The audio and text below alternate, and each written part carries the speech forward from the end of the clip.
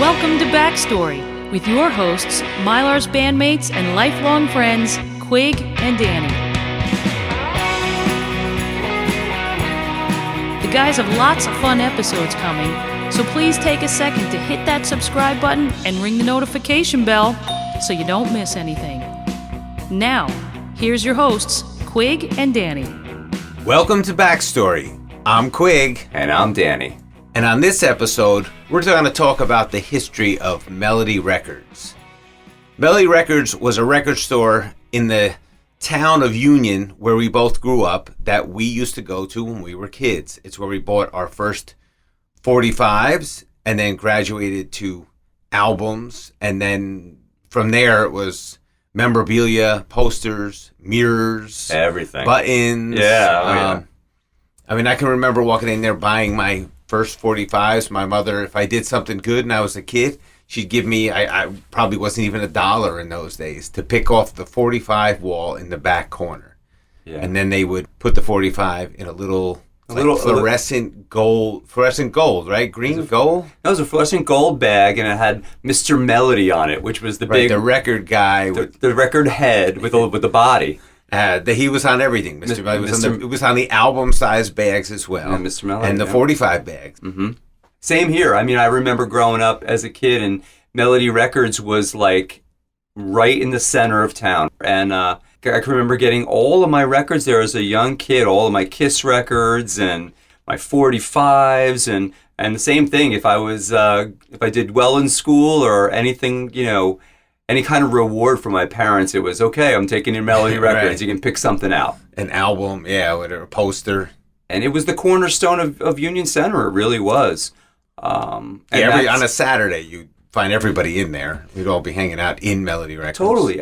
You could even go as far as to say that we kind of discovered music at Melody Records, in a way. You know what I mean? Really, very true. At least our love for music. Right, right. And the process of, obtaining it. Yeah.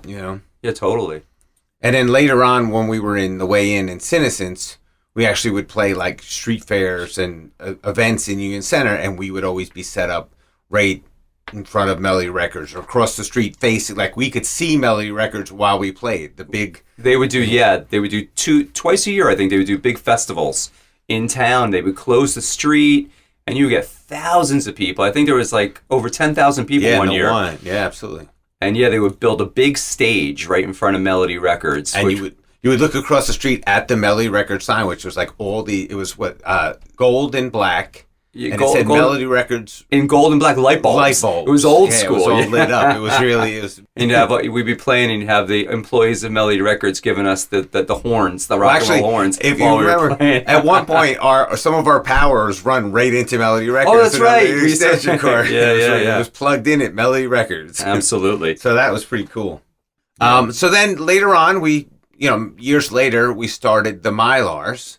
And when it came time to name the first album, we were like, wow, wouldn't this be great? Let's call the album Melody Records. Yeah, it was it was just like a dedication to where it all started for us. And it was kind of an excuse for us to tell people about Melody Records. They would say, where did this name come from? And then we would explain, where our music came from. Yeah, I think it kind of brought it full circle for us in a way. Yeah, very much. Here's where it stared, and here's where we are now. And, right. Not where it ends. Not where it ends, but let's tip our hat at where where we come from, our earliest influence. So. And then it was logical for us then it was time to put a label name on it, and we figured, well, why not make our label Melody Records as well? So that's why you see the Melody Records logo on the Melody Records album. Exactly. Not to be too confusing, but that's exactly why. So our record label is called Melody Records, and the first Mylars record, the debut record, is called Melody Records. So let's hear something off the debut Mylars record. But before we do, we got a question for you. Anybody that grew up in Union or knows Union, the Melody Records store is still there, but it's not Melody Records. What is it now? Let's hear What Do You Got to Lose off of Melody Records by the Mylars.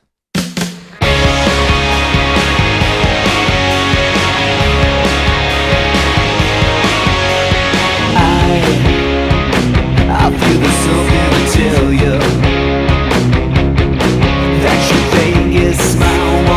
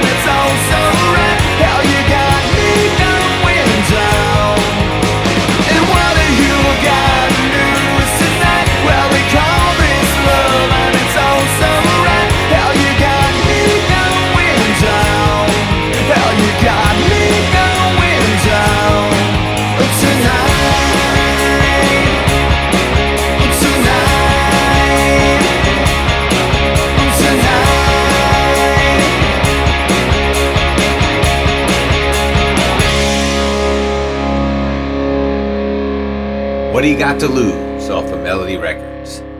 So the question beforehand was, what store in Union Center used to be Melody Records, but now it's something else?